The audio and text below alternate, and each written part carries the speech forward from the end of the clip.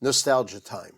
In 1999, Sam Butera appeared on my radio show Swing Time, heard in the Philadelphia market. Sam was a friend. In this interview, he talks about resorts, Atlantic City, Merv Griffin, Louis Prima and Keely Smith, Sam Giancana, Frank Sinatra, Ella Fitzgerald. Sam was known for his 6 a.m. shows in Vegas with Louis Prima and Keely Smith that all the biggest names in the world would come out to see after their show. He was also massive here in Atlantic City, especially at the Rendezvous Lounge in resorts. And now, my interview with the late, great Sam Butera. I asked Sam to reflect on resorts and the Rendezvous Lounge. You know, you think about these things. When I was working at resorts here in Atlantic City during the 80s, the Rendezvous Lounge where I worked there 11 years until Merv Griffin took it over. And they served more drinks per night there than any lounge in the world when I worked there. And, of course, it ain't there no more. Merv, thanks to Merv Griffin. I asked Sam if he ever played the Copa. Wait till you hear this answer. The Copa, you remember that movie Casino? Well, I knew all those people on it, you know, that were in that movie. But the Copa, what was the movie where they showed you walking people through the kitchen? Well, that's the way it was when we were there. And this is a true story, Mark. This was 1959, right after Old Black Magic hit. We went from the Shapery in Chicago to the Copa in New York. And Sam Giancana, you know the name? Yeah. Well, he bought me a Jaguar in Chicago. That's right. And I drove it to New York. And, of course, I paid him back for it, you know. But when we got to the Copa, I walked in there, I said, my Lord, this is the Copa. Little did I ever dream of playing the Copa and also the Shapery. But in the history of show business, we're the only act. Well, if you played to standing room only twice a night at the Copa, you were considered a superstar. And I mean superstar. So, but you know what we did? We played 3 shows a night during the week and 4 on Friday and Saturday to standing room only. Francis Albert. He was a nice man. When I worked with him, he was always nice with me. He used to like to hang out with me because we both, you know, we party, and he used to always introduce me to all of his better friends, you know, people that he enjoyed their company. And Barbara was there, everybody, and then it was just he was a remarkable man. He knew exactly what he wanted, and he didn't deviate from it. He knew how he wanted to sing something, and he always told the arranger how he wanted to do it. Then the arranger went by and put the chart together. Which brings us to the Neil Diamond song, Stargazer. Stargazer. Well, Frank, he walked up to me. He said, Sam, I want you to do a single with me. I said, gee, it'd be a pleasure. So we went in and we did it. And what's her name did one side. Billy May wrote one chart, and I forget the Italian guy's name who did the other chart on the other side. But anyway, doing that session was, man, it was thrilling because they had all great musicians there, you know, the best you can find. And he made me feel good. Here Sam talks about the night Sammy Davis Jr. came to his show. Well, I can tell you a story that your audience would like to hear. One night, Louis and I and Keely, this was in the mid-50s, we were working at the Sahara Hotel in Vegas. And we were on the stage performing. And all of a sudden, Sammy Davis comes running in. Louis, stop the show, stop the show. Louis said, what's the matter with him, Sam? I said, he's talking to you, and he's talking to me. And Louis said, what do you want? He stopped the band. He said, I got a song for Sam. And Louis said, what? He said, Chantilly and a pretty face. It's the truth. That's when I first started doing that song, when Sammy Davis suggested it. And now a little reminiscing about Ella Fitzgerald, Louis Bellson, and Julie. I worked with Ella in New York City at Basin Street West. And that was the old Singapore on 51st and Broadway, downstairs. Ella was on the show, I was on the show, and also they had Louis Bellson and his All-Stars. What a band that was.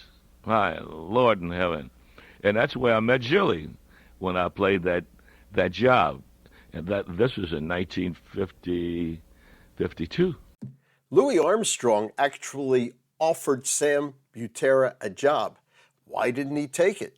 And the reason I didn't go with Louis Armstrong, because I thought I would have more fun with Louis, and I made the right move. Does Sam think about Louis Prima? Here's Sam's words. Oh, yeah. You think about him? Often. Yeah. Dream about it. Yeah. True. He was the best. Every time I've talked to you, you always fill up with Louis. It's just a great memory, isn't it? Yeah, man. Super. So the band was The Witnesses. But why didn't Sam use that name? Well, Louis' last wife, Giancana, sued us for the name. And she won the name on a technicality because Louis paid the band. So what happened? I said, well, if we can't use The Witnesses, I got to find another name. And we'll try to find something that starts with a W. And the wildest thing is, the first album that Louis, Keely, and I did, what was it called? It's called The Wildest. That's right. And that's where it came from. That's where I got the name Sam Butera and The Wildest. But when I joined Louis Prima, he called me in New Orleans. He said, come on up, Sam. It was the day before Christmas. I said, when? He says, now. I told him, I said, I can't leave my family, Christmas. I got to stay home with my wife and kids. So he said, oh, how about the 26th? I said, all right, I'll be there the 26th. I said, how much money? He said, don't worry about it. And my first paycheck with Louis was $250. And I was making 5 times that in New Orleans. So my wife said, Sam, we can't make it on this. I said, it's going to be all right. Well, just before he died, I was making with him $22.50 a week, and that's ain't been a side man in this business that ever made that much money. And when was that? This is in 1970. Incredible. Here Sam talks about his movie career. Movie? That's why I left Hollywood. Well, we did several movies. Twist All Night. That's one. I did The Rat Race with Tony Curtis and Debbie Reynolds. We did Hey Boy, Hey Girl. Hey Boy, Hey Girl. That was filmed in Vegas. And we did one with Alan Arkin. I can't remember the name of it, but I did a movie with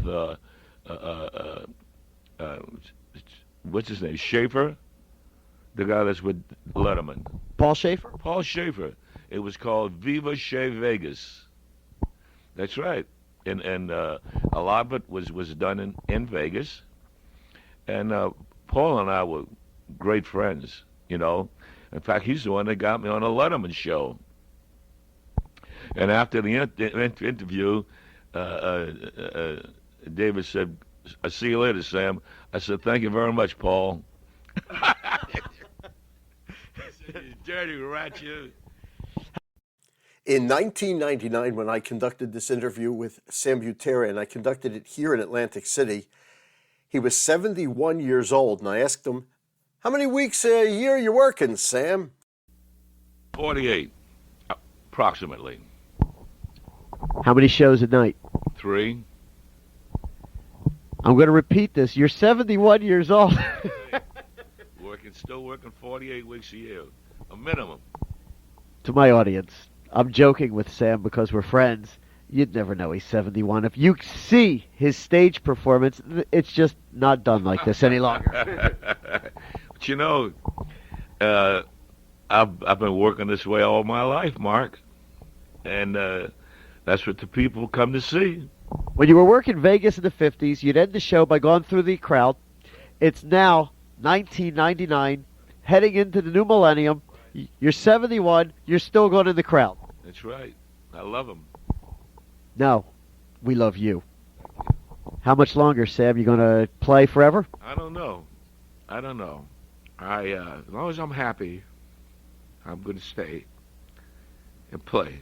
You know, you got to be happy. When I cease to be happy on stage, it's done. I don't think that'll ever happen. I've never seen you not please a crowd. Sam, you are probably the biggest crowd pleaser out there because when the people leave your show, they know they were entertained. They know they visited a show. Try so hard each show to make them happy. And the amazing thing is, we're all human. We know that there are some days you just don't feel great. But Sam, we'd never know it. Some nights, whoever said the show must go on, I'd like to punch him right in the mouth. You know, some nights you're just tired. That was probably the agents who said that. Huh? That was the agents who said the show must go on. The agents who book you. I like to punch him in the mouth. Because sometimes you just don't feel it, you know. But you got to go do it. And that's why you're a legend. Oh, thank God. He's been good to me. Thank God. Sam, thank you for spending this time with me. I love you. I'll be there in the audience for you every night. You're my friend. Thank you. Thank you, Sam. Sam passed in 2009, and with his passing, it was the end of an era. That's what people come to see Sam do. Bring them back memories of Louis Prima. And because when I'm gone, it's done.